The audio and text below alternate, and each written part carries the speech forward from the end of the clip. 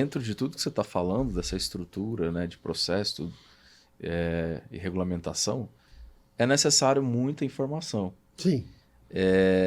Isso precisa ser muito bem definido dentro da empresa, né? Porque sem comunicação, sem informação, não tem como fazer, né, é um processo de compliance. Qual a importância da comunicação da empresa para que esse processo aconteça de forma eficiente? É E fundamental. como fazer? Ai, olha, não é simples, mas ela é necessária. A comunicação tem que ser simples, clara e objetiva. Em todos os suas camadas, para todos os colaboradores, para todos os departamentos, né? A comunicação é vital. Ela tem que ser bem desenhada quando existe uma crise. Existem crises em empresas, acontece algum problema, algum produto. Não só porque as empresas se preocupam mais de como se comunicar, né? E esquece dos seus próprios códigos de conduta, né? Mas a comunicação, ela tem que ter uma consciência clara desde o líder de saber como ele vai fazer um discurso para a imprensa quando tem um risco, né? Então essa comunicação de mídia, quando se faz, quando você tem um risco, tem que ser muito bem desenhada. Hoje a gente vive numa era de eu costumo dizer que é infotoxicação, como diz meu amigo Walter Longo, que é muita quantidade, a informação é muito grande hoje em dia, né? Então, canais claros de comunicação, ferramentas de feedback claros, né? Barreiras linguísticas transparentes. Eu acredito muito na questão do feedback, eu acho que tem que ter um sistema de avaliação de feedback muito bem, não só uma vez por ano, em algumas empresas se faz uma vez por ano, você tem que ter aquela cultura de abrir as portas e ter o feedback, porque hoje o funcionário, a gente necessita de performance, né? Como é que eu estou fazendo isso, né? Delegar com responsabilidade, né? Mas a comunicação realmente ela parte de cima, tem o RH ali em volta, né? E tem que ser muito bem objetivo. E até quando é o ponto necessário e o que é excesso? Porque também tem excesso de informação. Até onde é necessário? Existem ferramentas no mercado, acho que você consegue dar uma filtrada nas informações, mas é difícil, né? Desde que com o advento do celular aqui na mão, então as pessoas, né? E é difícil, tem algumas, dependendo da polícia. Se você fizer uma política de código de conduta simples e fácil de fazer, né, evitando que as pessoas quando vão para o evento tirem foto, coloca a marca da empresa ali no Facebook ou no churrasco de final de ano, né? Isso também é super importante para você, né? Tudo tem a ver com risco e reputação da marca, né? Se você comunica errado, o seu consumidor tá, né? E cada vez mais o consumidor está mais informado. Sim, com certeza. O consumidor sabe de tudo. Ele vai lá, ele já sabe o que ele quer, ele vai olhar, ele só vai na loja de vez em quando, ele vai para ver se serve o que ele vai comprar ou não, né? Então, é difícil. Eu acho que toda empresa tem que ter um departamento claro de comunicação. Não, o que eu quis dizer na parte de comunicação, nessa pergunta específica, é as informações para o mapeamento do compliance. Por exemplo, às vezes você vai ter uma informação financeira.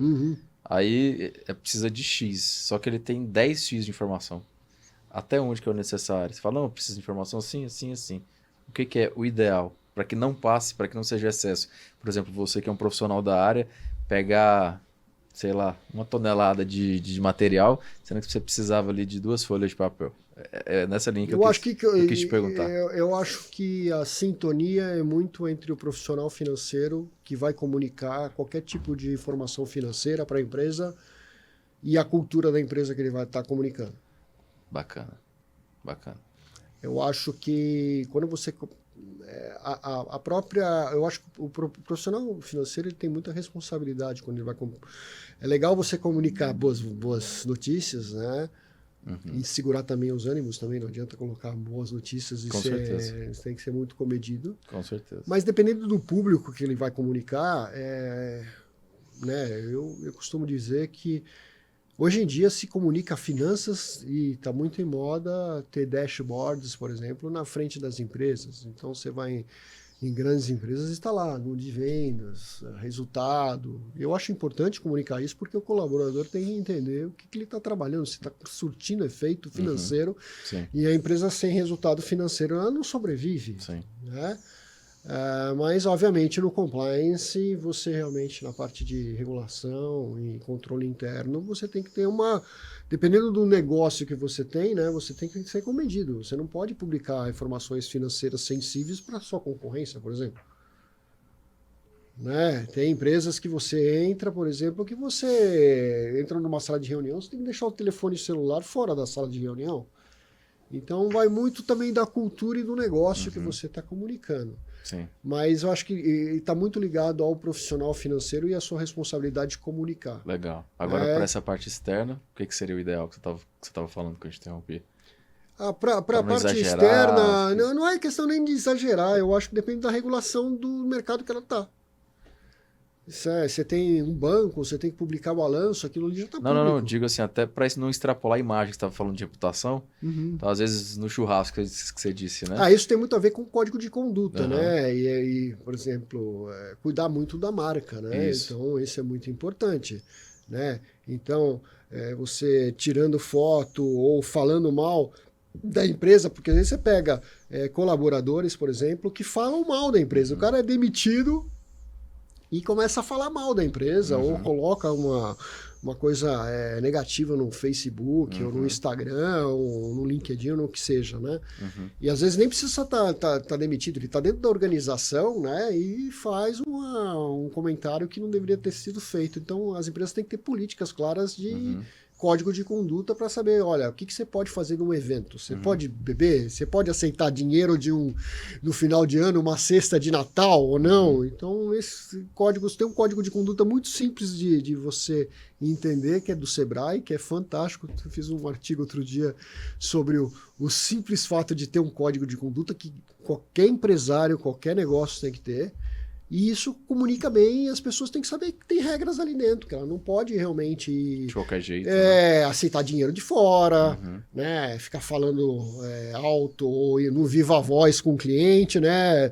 Você vai num técnico, por exemplo, de manutenção, alguma coisa, que depende de outro técnico, e às vezes você está na sua casa, você vê, né, o cara falando no viva voz com a empresa, e às vezes está falando mal da empresa, então meio, depende um pouco, né? Você tem que entender que tem uma série de limitações. E é bem simples, né? Como você disse, tem do Sebrae. É só seguir ali, coisa simples. É muito simples, um videozinho muito simples. Eu recomendo as pessoas verem lá no LinkedIn. E eu fiz uma apresentação para um cliente nosso lá e foi fantástico, porque as pessoas não têm nem ideia. Quando você fala realmente de plano, nossa, isso é difícil de entender, nossa, como é complicado de entender. Não, em 15 ações muito simples com um bonequinho, nossa, é isso. Tão simples assim? É.